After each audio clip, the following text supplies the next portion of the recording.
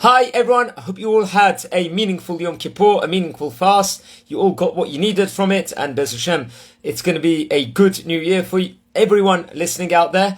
And just brachot here from Israel I'm sending, and I'm going to continue the series of the famous Oriental Rabbanim, and we're going into Yemenite territory here of a great rabbi. It's his Hilula. It's going to be on Yud Dalet Tishrei, only a few days to go. It will be on the day before Sukkot. His name was Rabbi Amram Korach. He was a very great rabbi from Sana'a in Yemen. He was actually born in the English year 1871. Actually, his birthday was on the 7th of Sivan, the day after Shavuot, after we received the precious Torah at Mount Sinai. So it was the 7th. So we're talking about if he was born naturally in the year 1871, we are talking about more than 150 years ago, 152 years ago, he was born from now. So he started learning Torah at a very young age in the Yemen territories, very, very young age. He actually learned with his father. He studied under his father, who was also a great rabbi over there, Rabbi Yihya Korach. The name Yihya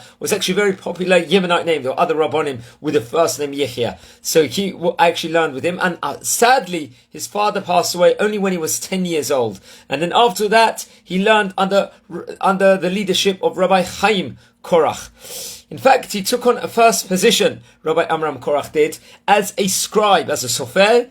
He actually learned inside the college, let's just say, of Rabbi Sleiman Kara's rabbinic court over there, and he became a sofer, he became a scribe over there, and then later on he would be appointed to be in charge of the community's trust fund, and also served as a rabbi in the Alexandria synagogue, which was in Sana'a, which was a place he was a rabbi of. In the year 1832, he became the assistant chief rabbi of the Yemenite Jews, and later on in the year 1834, he was appointed the chief rabbi of the Yemenite Jews. That came with a lot of prestigious responsibility and position also.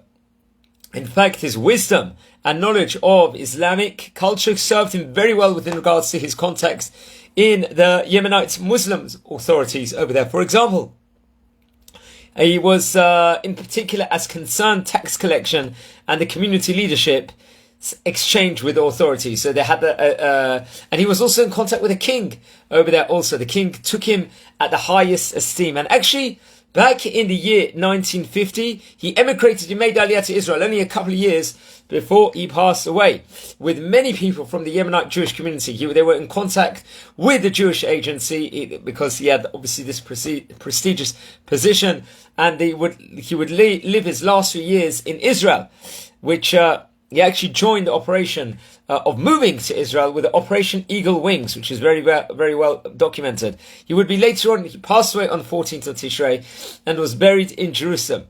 According to some opinions, it was in the year 1953.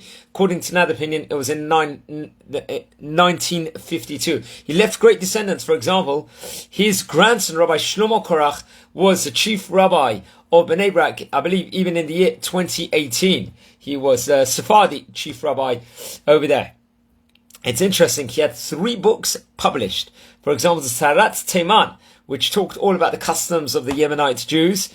And there was also the book called Almot Shir, which was a composition of 200 piyutim, poems, liturgical songs of poetry also.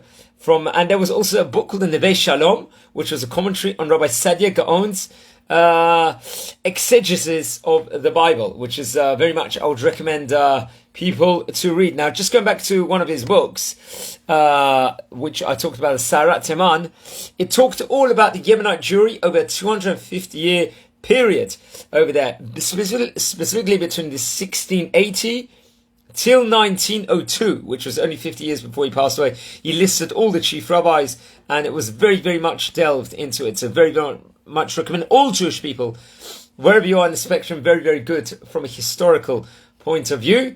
And it's his Hilula here on 14th of Tishrei, the day before Sukkot.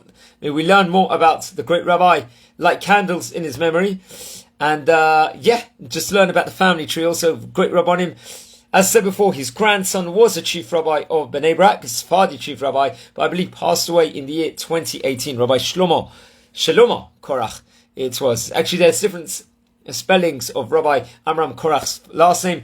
Korach would have been the popular sounding, but there's also a Yemenite version which will go because naturally they would pronounce with the Q in many cases instead of the K, so that would be Qorah.